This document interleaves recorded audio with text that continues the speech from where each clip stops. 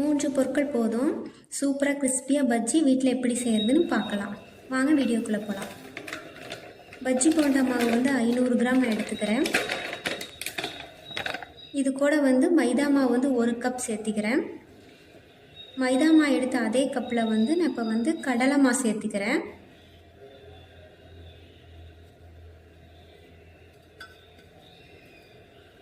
எனக்கு தேவையான அளவு தண்ணி சேர்த்து நல்லா இதை மிக்ஸ் பண்ணிக்கிறேன்.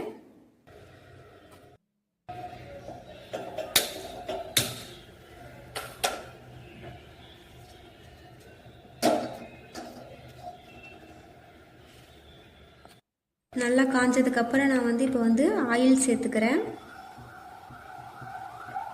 ஆயில் காயட்டும். அதுக்குள்ளே நம்ம வாழைக்காயை தோல் சீவி எடுத்துக்கலாம்.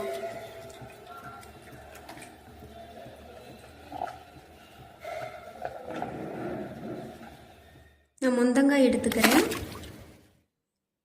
முந்தங்காய் நல்லா கட் பண்ணி தோலெல்லாம் சீவி எடுத்துக்கிறேன். உங்களுக்கு தேவையான ஷேப்பில் கட் பண்ணிக்கலாம். சில பேர் வட்ட வட்டமாக போடுவாங்க, வால்வாலாக போடுவாங்க. உங்களுக்கு என்ன ஷேப்பில் வேணுமோ அந்த ஷேப்பில் நீங்கள் கட் பண்ணிக்கலாம்.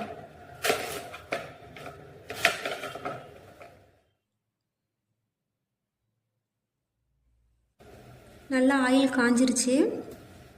எப்போவுமே ஆயில் நல்லா காஞ்சதுக்கு அப்புறம் தான் நம்ம பொரிக்கணும். அப்போ தான் நம்மளுக்கு புசு புசுன்னு வரும். ஆயில் காயாமல் போட்டிங்கன்னா உங்களுக்கு இந்த புசு புசுன்னு வராது. நல்லா ஆயில் காஞ்சிடுச்சான்னு செக் பண்ணி பார்த்துட்டு நீங்கள் அதுக்கப்புறமா பொரிக்கணும்.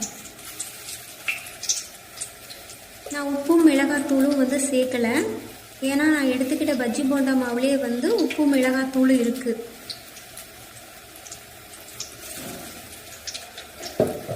நம்மளுக்கு பொன்னிறமாக செவக்கிற வரைக்கும் நம்ம நல்லா திருப்பி விட்டுக்கலாம்.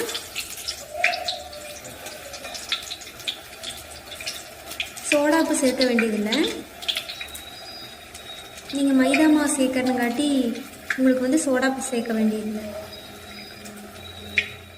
இப்போ சுவையான பஜ்ஜி ரெடி ஆயிடுச்சு. நல்லா கிறிஸ்பியாக இருக்கும். பஜ்ஜி பிடிக்காதவங்க கூட இப்படி செஞ்சு கொடுத்து பாருங்கள். பஜ்ஜி வேண்டான்னு சொல்ல மாட்டாங்க.